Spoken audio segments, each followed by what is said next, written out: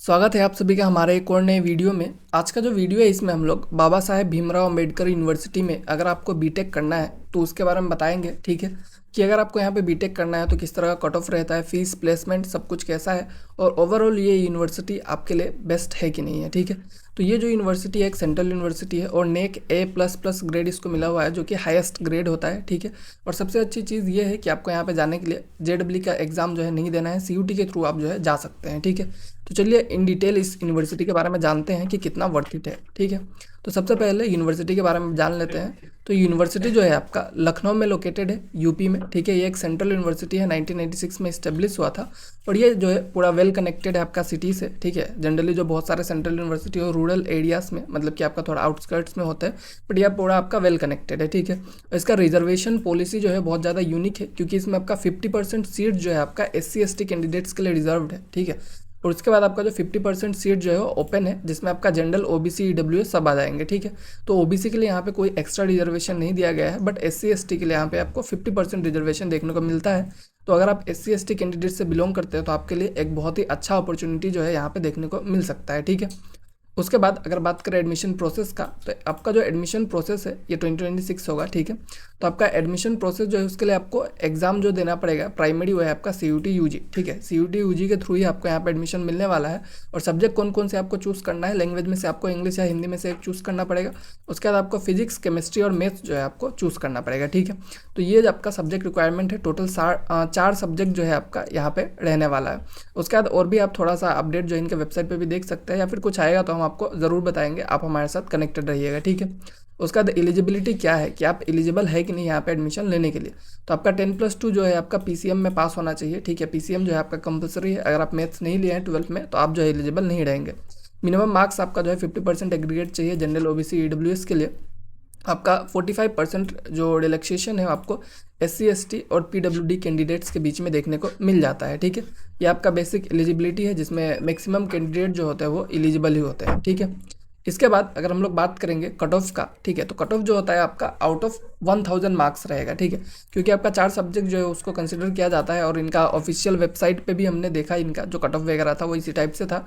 तो cut off जो है आपका 1000 के अंदर में रहता है। ठीक है, तो आपका जो सेफ स्कोर क्या हो सकता है आपका राउंड 2 के एडमिशन के बेसिस पे अगर हम लोग देखें। ठीक है, तो जो जनरल या फिर OBC कैंडिडेट है उनके लिए सेफ स्कोर थोड़ा सा ज़्यादा रहेगा ऑब्वियसली, क्योंकि यहाँ पे SC/ST का रिजर्वेशन है तो उनके लिए वो थोड़ा सा कम रहता है। ठीक है, तो जनरल, OBC अगर आप है, आपको CSE में एडमिशन चाहिए तो आपको अराउंड 600 तो लाने का ट्राई करना ही पड़ेगा 1000 में। ठीक है, उसके बाद अगर आप जो है इलेक्ट्रॉनिक्स में लेना चाहते हैं तो 530+, इलेक्ट्रिकल्स का आपका 470 और सिविल इंजीनियरिंग का 436। ठीक है, और वहीं पे अगर आप SC कैटेगरी से आते हैं, ठीक है, तो SC कैटेगरी में आपका अराउंड 200 मार्क्स का तो आपको बेनिफिट देखने को मिलेगा ही। ठीक है, कि 200 मार्क्स तो आपका कम होना ही होना है। ठीक है, तो ये आपका एक बहुत ही अच्छा प्लस पॉइंट है। अगर आप रिजर्व कैटेगरी से आते हैं तो आपको जो है 200 मार्क्स जैसा कम जो है आपको SC कैटेगरी में देखने को मिल जाएगा।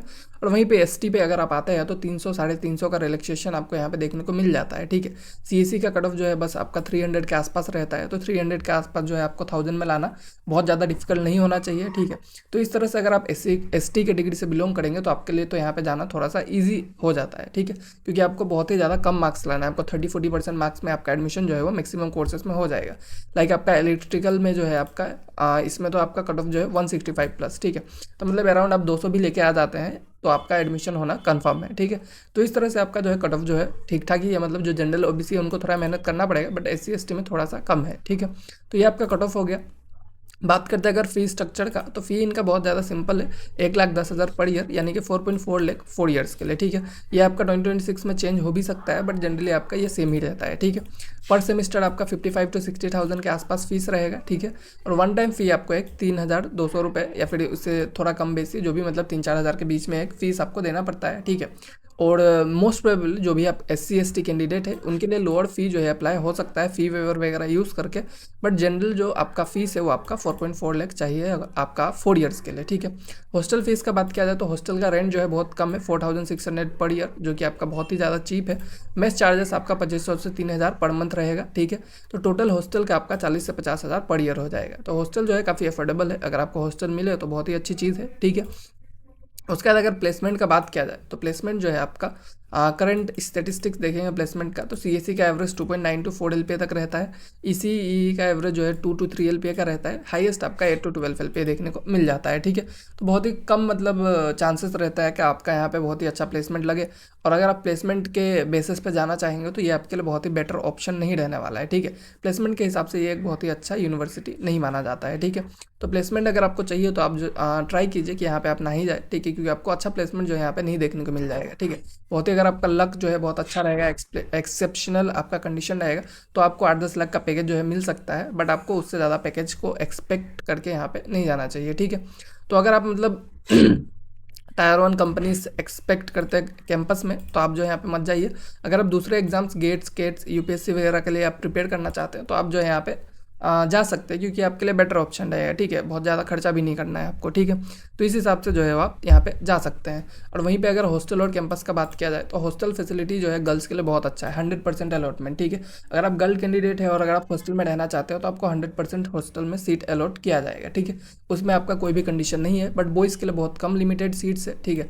बॉयज़ जो है आपका जो टॉप 2-3 रैंक्स जो होते हैं पर डिपार्टमेंट में, पर ब्रांच में, उनको ही हॉस्टल अलॉट किया जाता है, ठीक है। आपको पीजीज वगैरह लेना पड़ेगा जो कि आपका 4 to 8 थाउजेंड के आसपास वहाँ पे आपको रेंट वगैरह में मिल जाएगा, ठीक है।